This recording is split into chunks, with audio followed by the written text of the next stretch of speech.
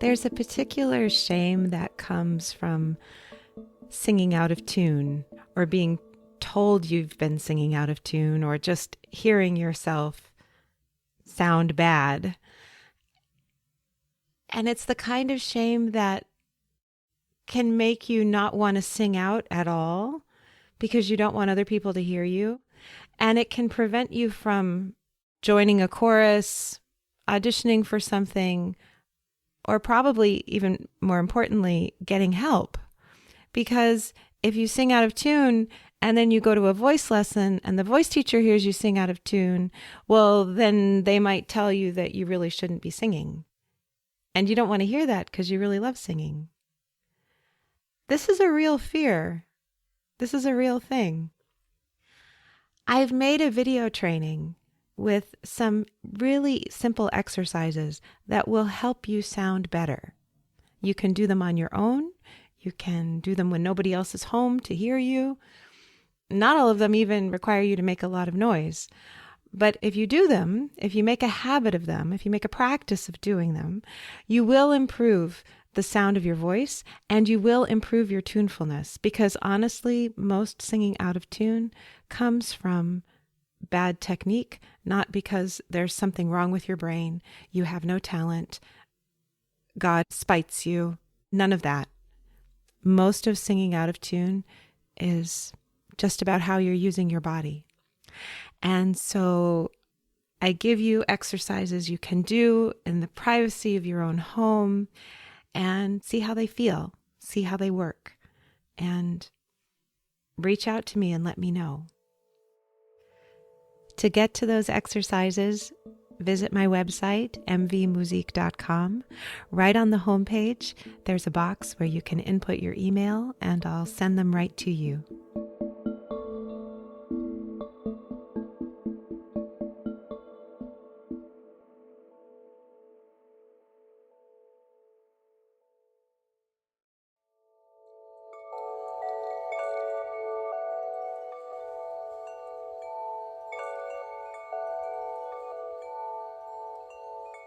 Your voice is unique to you. It grows as you grow. It changes as you change. If you're curious about the relationship between your voice and your body, your heart and your mind, welcome. My name is Michèle Voillequé, and I can't wait to hear you. Today, I want to talk about the work that it takes to expand your brain, your body's definition of familiar. We learn to use our voices by imitation, right? We're born and we cry out, and then we start copying the grown-ups who are taking care of us to try to figure out how to communicate with them so that we can get our needs met. And very quickly, we settle on a set of behaviors that help us get our message across quickly and efficiently. And that's what becomes our speaking self. That becomes a collection of speech habits that become second nature to most of us. If we're lucky, they become second nature. And so we don't have to spend hardly any time at all thinking about how to make the sounds past a certain age. Once you get to middle school, for sure, you're not thinking about how to make sounds with your mouth. Lots of people have to have a little bit of speech therapy in elementary school because they have maybe some of their consonants don't sound the way that people think they should. Help with R's and L's, or maybe help with distinguishing vowel sounds. But, most of those issues are sorted out relatively quickly, and we just go on and we don't think about our speaking voices at all. And our speaking voice becomes something that's familiar and something that's comfortable for us. And we feel a lot of safety. You might not be consciously aware of it, but when our voice is working well, that's something that we just don't have to worry about. If you've been coughing for a long time and your voice is wrecked, right? Or you went to a concert and you sang too loudly or screamed too loudly and your voice is trashed. You might find yourself apologizing to other people for how your voice sounds when you're sick or when the voice is really tired. And honestly, they don't care. When we're apologizing for being phlegmy or sounding froggy or whatever, that's more often than not, that's disturbing for us. It's uncomfortable to us that we sound funny. We don't sound familiar to ourselves. We don't feel as comfortable as we're used to feeling. So we feel a little unsafe. Are people going to reject me because I sound weird today? Am I going to put anybody off because I sound weird? The answer more often than not is of course not. But that's not how it feels to us as the voice user. When we're working to change our voices, you want to become a better singer. You want to become a more effective speaker. That requires us to use the body differently and to make different kinds of sounds than we've been making, right? Better is going to be different. And different is going to be identified by our survival brain at first as wrong, bad, stop, not good.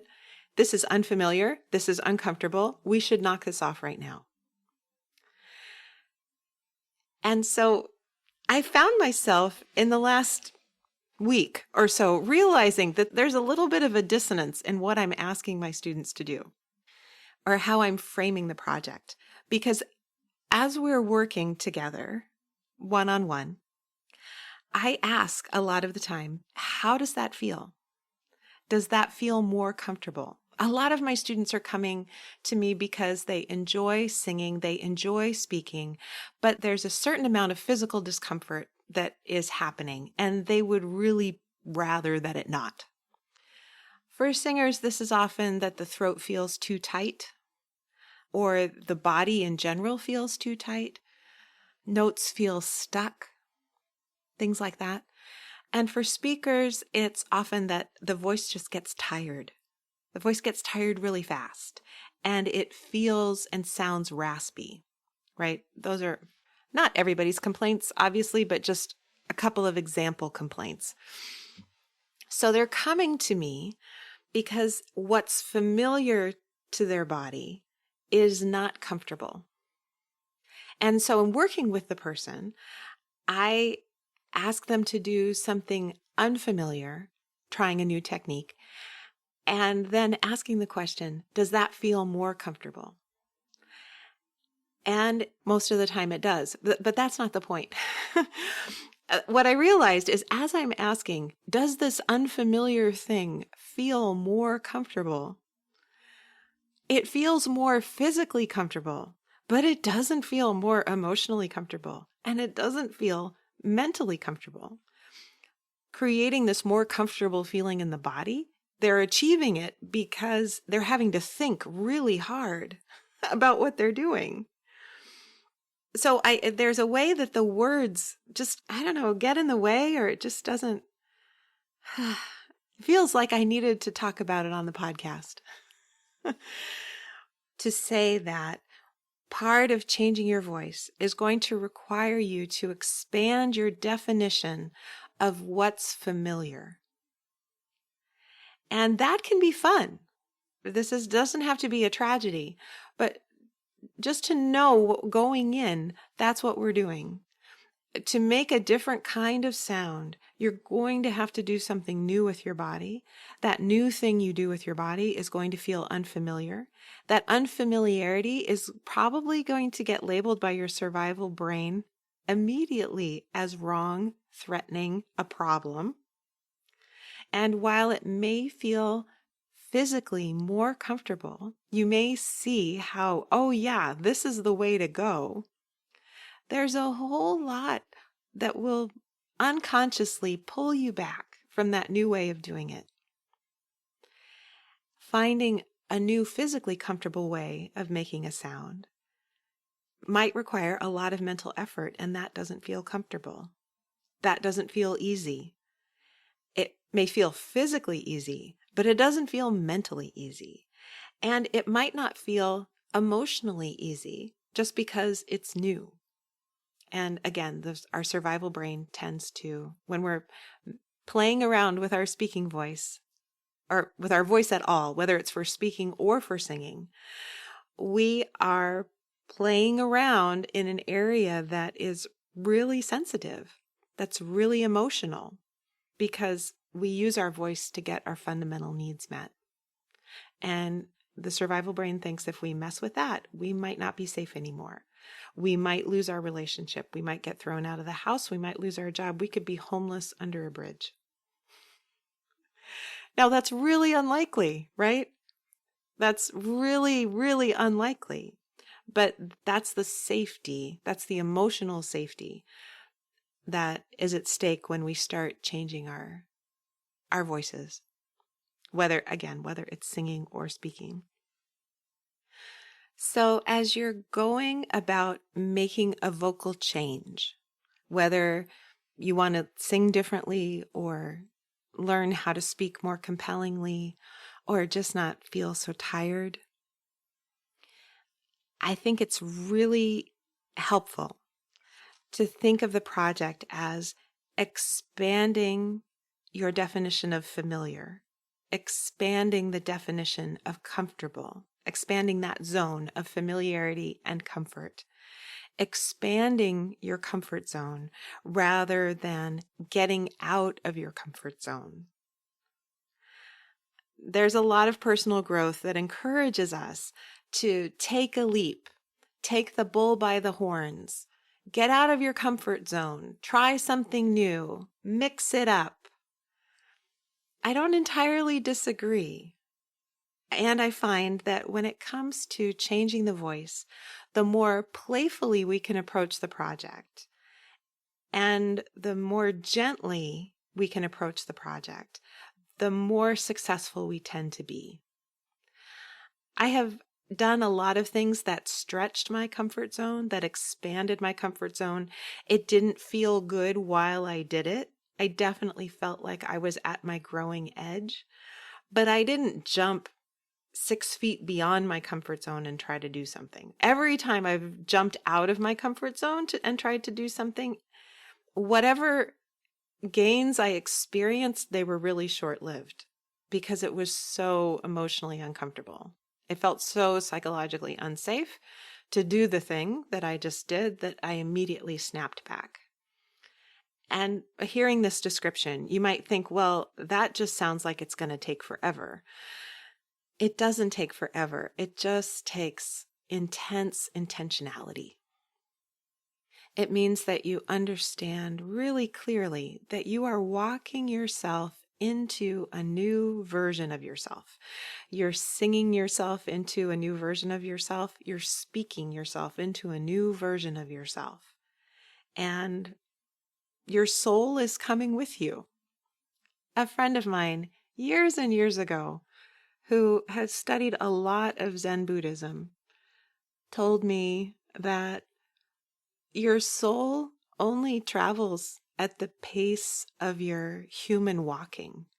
So part of jet lag is a spiritual problem, is a soul problem too, because your soul hasn't, you go to Europe and come back and your soul never, it kind of makes it almost all the way out of the state. And then all of a sudden you're back, but your body has crossed an ocean and had all of these other experiences.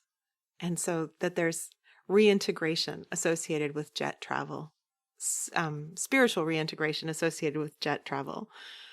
I don't know if that's actually true. I'm not sure if it matters, if it's actually true.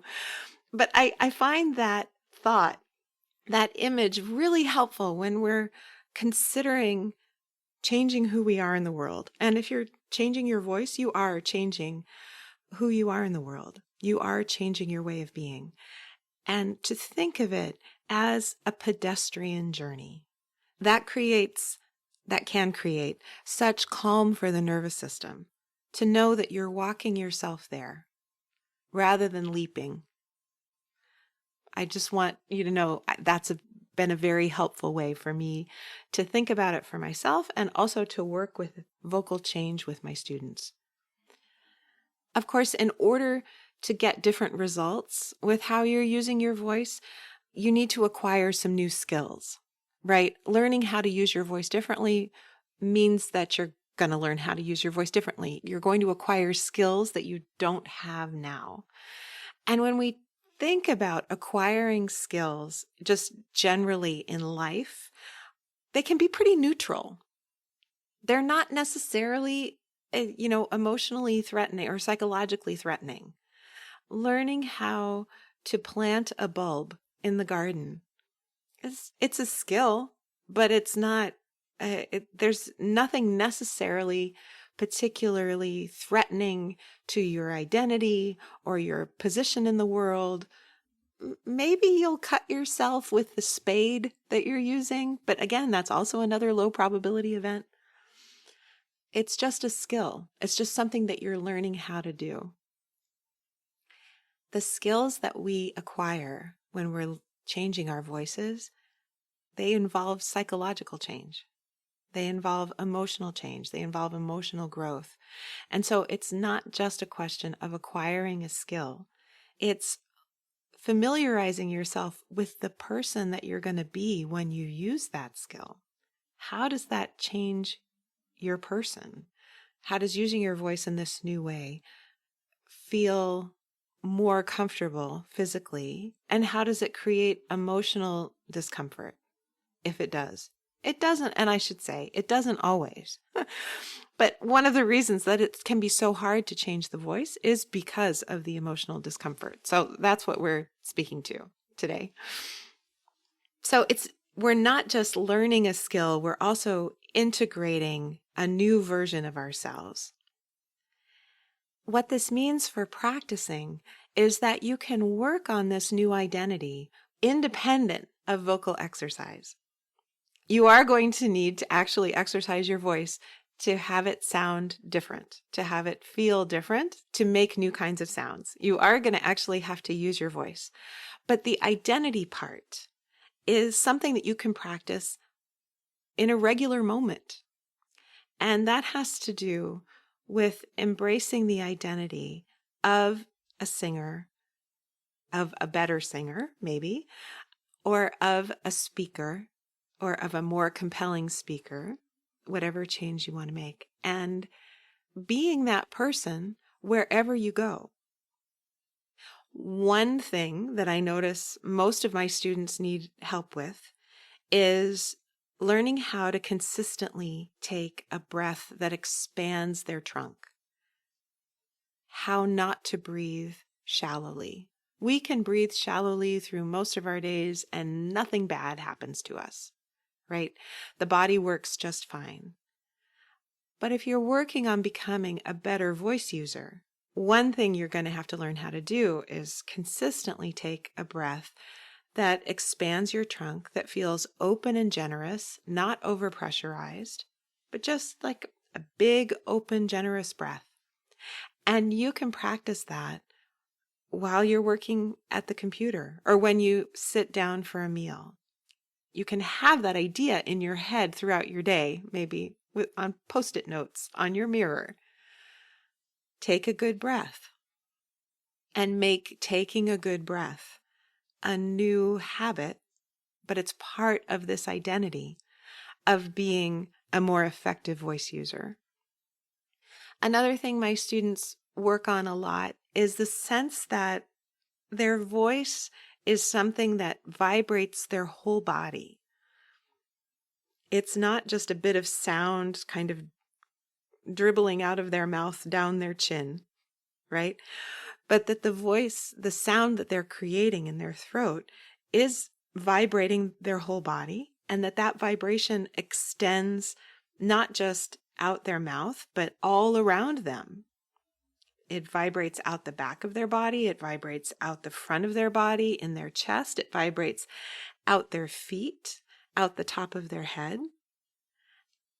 And this isn't a call to be really loud necessarily, but just to be aware that your voice takes up the space of, like if we were to make you into a gingerbread cookie that had soft edges, we're not going to indicate all of your fingers and toes and all of the nooks and crannies of the edges of your body, but rather just a big, generous, rounded gingerbread person shape, your voice fills up all of that space.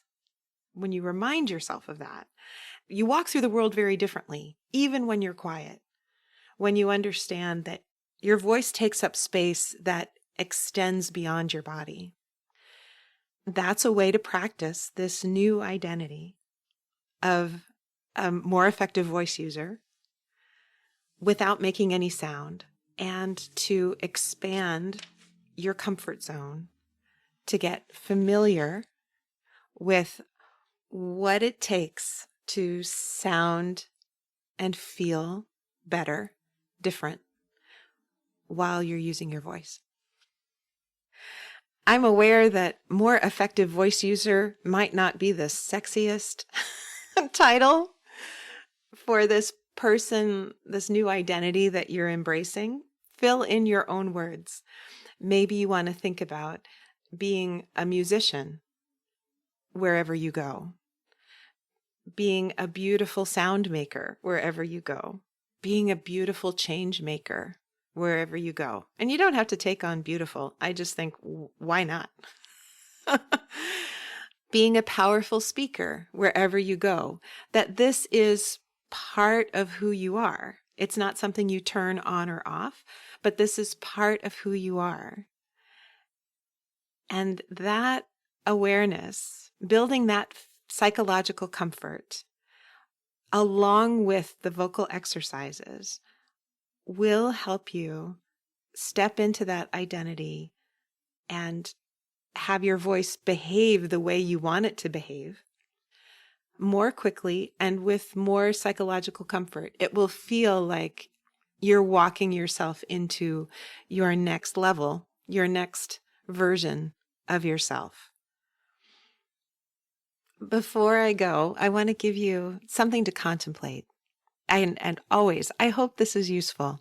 If it's not useful, don't worry about it. But the thing I want you to contemplate is we are all unique beings. And part of that being is having a little fire, a little pilot light that is always on, that's always us, that's always true. And sometimes we turn the flame way up, and sometimes we turn the flame way down, depending on the kind of life you're leading. But even when we're asleep, the pilot light is on.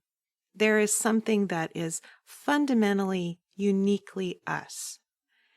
And I would ask you to contemplate that. What's in that pilot light? What is fundamentally, uniquely you? And can you see your voice journey as being in that pilot light? Whether you imagine yourself to be a singer, a speaker, or both, what's it like when that's just going on all the time in the pilot light? It's just always there. And you can turn it up, you can turn it down, but it's not a personality that you put on. It's not a pot that goes on the stove. It's in the stove.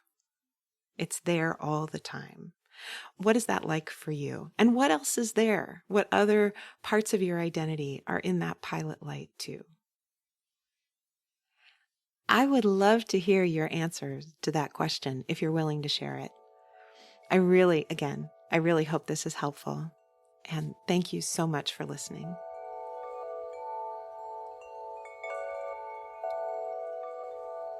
If you enjoyed today's episode, please rate and review on Apple Podcasts or wherever you listen.